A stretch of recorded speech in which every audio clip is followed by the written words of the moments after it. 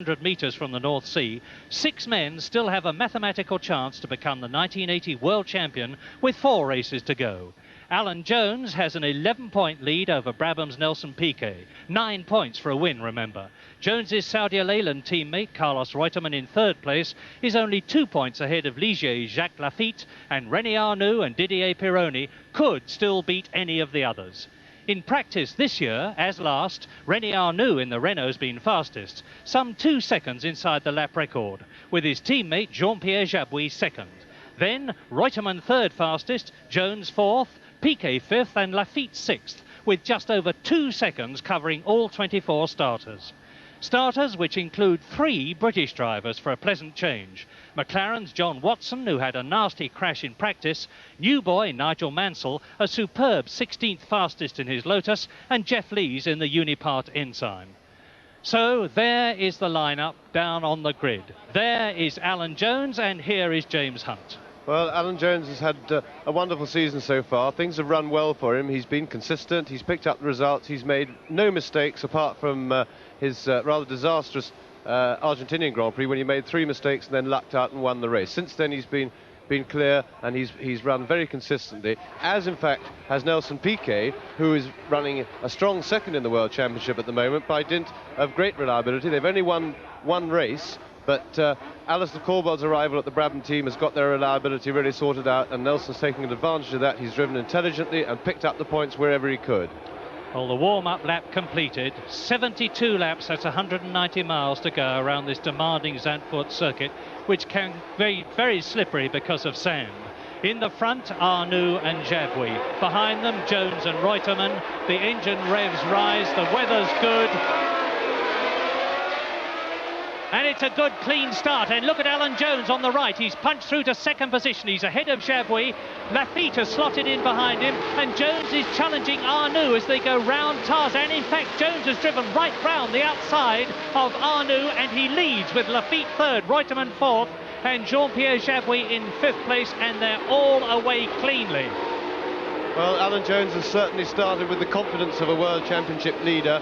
He drove really spectacular piece of aggressive driving round the outside of Arnoux from at least the length behind him going into the first corner. He's come out clear and he's now really jumping away into the lead, which he needs to do, because the power of the Renault when they get to the main straight will take him past Alan Jones from anywhere as far as 30 yards behind him. Alan Jones has already got just about that, and he'll need it and the rest to keep ahead. That's what he's got to do. He's got to get clear on the first lap so that Arnoux can't come storming past him on the straight.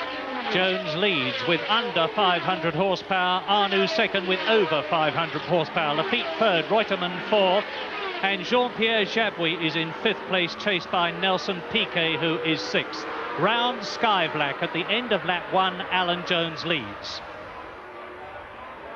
Streaming down this 180-mile-an-hour top straight, Alan Jones has pulled out a lead over René Arnoux. Then it's Laffite. Villeneuve in the background is coming up to take Bruno Giacomelli in the scarlet Alfa Romeo. And Carlos Reutemann is well up. He's in 4th position behind Jacques Laffite 3rd. This is lap 2 as they go round towards the Hugenholtz, the left-hander, and there it is. And Jones roams very wide over the curving there. Alan Jones onto the Hugenholtz, and into the pits comes Hector Ribarque, the Mexican driver. And here we see the start again. Now, if we watch Alan Jones, who's the 2nd car on the right, behind the yellow one, just moving sharply to the right now. He made a good start. He's going round Jabouille. Meanwhile, on the far left of your picture at the front, there's Nelson Piquet making a good start. But Reutemann there cuts in front of him, causing Piquet to brake and destroying what he's done.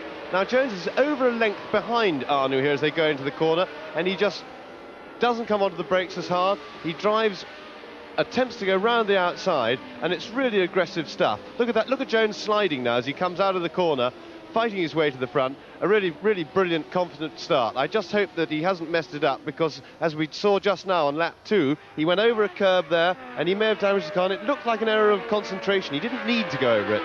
Back on lap 2 out of 72, and look, the gap between Jones the leader and René Arnoux 2nd and Laffite 3rd has closed right up. Is Jones in trouble, or is Arnoux speeding up? Arnoux challenging. And what a terrific scrap behind them. Jabouille challenging for 4th place in the second of the Turbo Renaults, challenging Carlos Reutemann. And he's through, and Villeneuve well up, Giacomelli well up, coming through to the end of the second lap. Now, this is the 180-mile-an-hour straight, and we look down from the helicopter, and look at the 4 of them, absolutely together, and Jones is peeling off. Jones is going into the pits, and there's a new leader, it's René Arnoux. Look at this not coming down now. It's Arnoux, Laffite is second, Jabouille is third, with Carlos Reutemann driving round the outside of him on Tarzan, and there's 5 of them all together. Then there's Villeneuve and Piquet, and into the pits comes Alan Jones, gesticulating at the right-hand side of his car. Yes, Jones seems to have damaged the skirt. He was pointing at the skirt, and that's what would have happened. A little bit unfortunate for him. The car should be able to take a bump like that, but it did look to me like a lack of concentration, because the car, well, he just let it ride over the car. Here it is again. Now you see he can now pull the car straight. He doesn't now, he just drives it over the curb. He doesn't need to do that, and that certainly could cost him the World Championship, that mistake. And look at this is lap 3, and there is the third race leader in 3 laps, and it is Jacques Laffite, because Jacques Laffite has passed René Arnoux, who is now second, and off go Elio De Angelis and Didier Pironi in the Lotus and the Ligier, and Jacques Laffite leads, Arnoux second, Jabouille third, Villeneuve is 4th, Piquet is going through up into 5th position. Terrific stuff. Elio De Angelis, quite safe, out of his car, studiously ignoring Didier Pironi on the left, who is equally okay. And looking down again, now you can see how quickly these Grand Prix cars go as we finish lap 3 with Laffite and Arnoux closing right up on him with the terrific power of the Turbo Renault, but having to settle for 2nd place as they go into Tarzan, the right-hander.